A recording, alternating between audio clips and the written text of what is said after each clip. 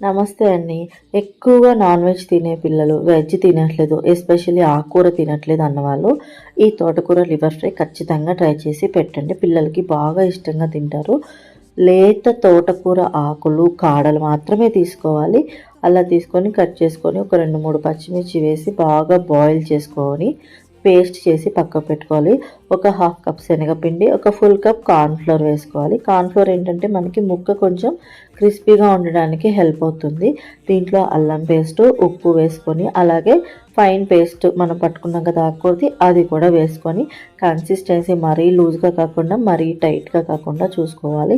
ఇలా oil grease చేసిన బౌల్కి వేసి డబుల్ బాయిలింగ్ సిస్టంలో ఉడికించుకొని మనకి కావాల్సిన సైజులో మనం ముక్కలుగా కట్ చేసుకోవాలి. డీమోల్డ్ చేస్తే చూసారా ఎంత చక్కగా వచ్చిందో. చూడండి ముక్క కూడా చాలా మెత్తగా బాగుంటుంది. దీన్ని ఇప్పుడు మనం ఆయిల్ డీప్ ఫ్రై చేసుకోవాలి. మరీ ఎక్కువ ఆయిల్ పోసుకోకుండా కొంచెం అంత పోసుకొని కొంచెం కొంచెంగా వేయించుకోండి. ఎందుకంటే మరీ మనం ఆయిల్ ఎక్కువ వేసేసి దాని తర్వాత రీయూజ్ చేయడానికి ఇబ్బంది పడతారు కదా చాలామంది. సో కొంచెం అంత ఆయిల్ వేసుకొని కొన్ని కొన్ని ముక్కలు వేసుకోవాలి. ఈ తోటకూర మనకి ఏంటంటే యాక్చువల్గా పిల్లల్లో ఎక్కువ రక్తాన్ని పెంచుతుంది, చాలా హెల్త్ కూడా మంచిది. సో పిల్లలకి ఎప్పుడు ఒకటే విధంగా కాకుండా అప్పుడప్పుడు కొంచెం వెరైటీగా చేసి పెడుతుంటే వాళ్ళు కూడా కొంచెం ఇష్టంగా తింటారు. ఇలా ఆయిల్ డీప్ ఫ్రై చేసుకున్న ముక్కలన్నింటినీ పక్కకు పెట్టుకొని ఇప్పుడు మనం కర్రీకి అన్నీ సిద్ధం చేసుకోవాలి. దీనికి ప్రత్యేకంగా కావాల్సింది ఏంటి అంటే టొమాటో ప్యూరీ కావాలి. ముందుగా ముక్కలన్నీ కట్ చేసుకొని ఆ టమాటో ప్లెయిన్ అనమాట, దాంట్లో ఏమీ వేయకూడదు.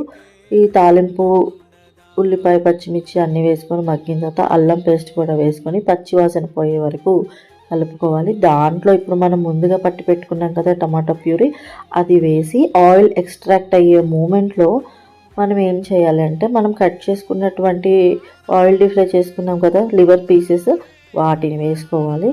దీంట్లోనే ఉప్పు, కారం కూడా వేసేసుకొని ఒక మూత పెట్టి ఒక 10 నిమిషాలు మళ్ళీ ఆయిల్ ఎక్స్ట్రాక్ట్ అయ్యే వరకు ఉంచుకొని లాస్ట్లో దింపే ముందు గరం మసాలా లేదా ధనియాల పొడి వేసుకొని సర్వ్ చేసుకున్నానంటే చాలా బాగుంటుంది.